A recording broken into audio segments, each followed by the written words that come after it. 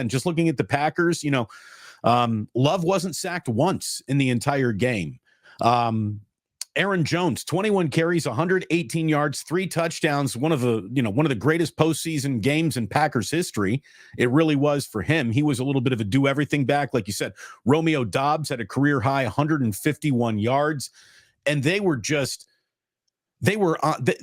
on schedule all day in the first half. I mean, they were picking up chunk plays. You saw an awful lot of an offense that I think is reminiscent of what Kyle Shanahan and the 49ers do. Matt LaFleur was a student under Kyle Shanahan, and he's taken an awful lot of those principles to Green Bay with him. And this is a team, Larry, that started 2-5 this year.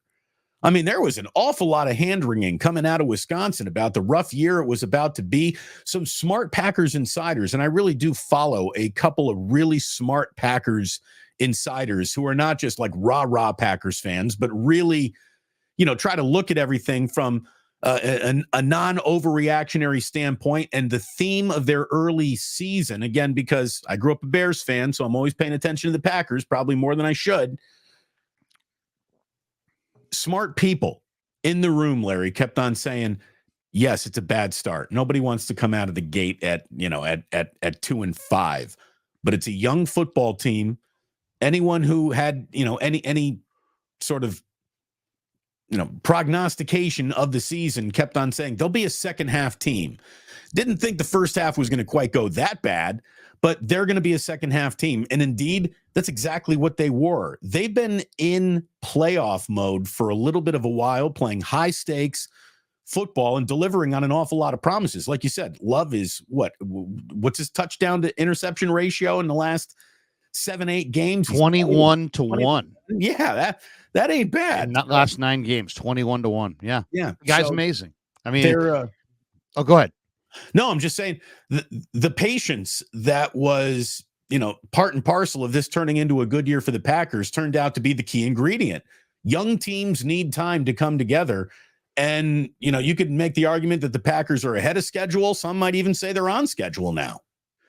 They look great. They absolutely look great. And it's not accidental. It really isn't. They're legitimate. I mean, they're absolutely, there's no getting around it. I mean, there's nothing faulty about it. You mentioned LaFleur's a good coach. It's partial scheme, but it's also talent, and they just have an awful lot of it, and it's all young and it's coming together. I mean, they got a 25-year-old quarterback. Aaron Jones is the old head. Romeo Doubs, Luke Musgrave, Dontavian Wicks, Tucker Kraft, Christian Watson, Bo Melton, Jaden Reed. I mean, part of the problem is when you're a defensive team, you don't know who to take away because they've got so many different guys that they lean on. They're also so young that they don't realize what they're doing. And defensively, Quay Walker is a tremendous player. Kayshawn Nixon is a tremendous player. They both had 11 tackles yesterday. Their front line has some big-time guys. And then Darnell Savage and Zaire Alexander on the back end. They've got Jair. He went down with a left ankle injury. We'll see how serious that is. But they're legit. They're absolutely legit. And when you see the momentum that Gutekunst has established there with how he's drafted recently, it's like, okay, wait a second. This team cannot be, taken lightly in any way, shape, or form. So Niners get some huge advantages. They've been resting. Not only that, they get the short week because the Packers played yesterday and now have to travel and come back, and it's going to be a Saturday night game. 5:15 Saturday on Fox at Levi Stadium. That's the window. We still don't know the other games, obviously, with 2 more games to be played today. But the 49ers are in that primetime Saturday night window. Right, which is a huge advantage for the 49ers. Why? Because, they're trying to get to the Super Bowl. They get the Packers. First of all, they get the added rest. Then they get the Packers traveling, from Green Bay to Dallas, from Dallas back to Green Bay, then back to San Francisco, while the 49ers are sleeping in their beds the entire time. And if the Niners are lucky enough to win that game and beat Green Bay, they'll also wind up getting, in my opinion, Detroit off of a short week as well, because they will wind up playing on Sunday. So, they're going to get two teams at home on a short week, but they're going to be two damn good teams. And the Niners are going to have to, be really smart. I thought Joe Barry did a nice job as far as yesterday, kind of confusing Dak Prescott with a bunch of different looks, but basically playing zone. And it was a myriad of different zones. So they found a way to take away Lamb and play a lot of zone. That confused Prescott. And then offensively, I thought maybe one of the best moves of the day by any coach this weekend so far was, the Cowboys were 10-0 this year, and this is a move that I could see him doing against the Niners, because the Niners were really good in this scenario as well. Cowboys were 10-0 when they scored first, 2-5 when they didn't. So what did Green Bay do? They won the coin toss. They took the ball. They went down the field, and they scored a touchdown, and they never gave Dallas the lead. And then by the time Dallas could look at what hit them, it's 27-7, and they're in the dressing room. So Green Bay is, Jordan Love's got good speed. He's got good arm strength. He's processing. You can't fool him. He's got a bevy of weapons. He's got a two-way running back, pretty decent offensive line, and he's playing great ball, and they roll in here with tremendous momentum. So Brock Purdy's going to have to be on his game. If the weeks off made Brock rusty in any way, shape, or form, and he doesn't get with it till the second half, this game could be over by then. But the nice thing is that the Niners have a week. They got to study the film on Green Bay really from halftime of yesterday. Everybody knew by halftime that game was over. So the Niners immediately turned to Green Bay. If they were smart, and they are, I'm sure they did a lion's share of work on Green Bay the week prior, simply because they understood what Green Bay represents. So here it is, Niners and Packers, and Niners are going to have to earn this one, man. And I'm not afraid of Green Bay, but they were the team that I wanted to see the least, because they are playing great football and they've got real players.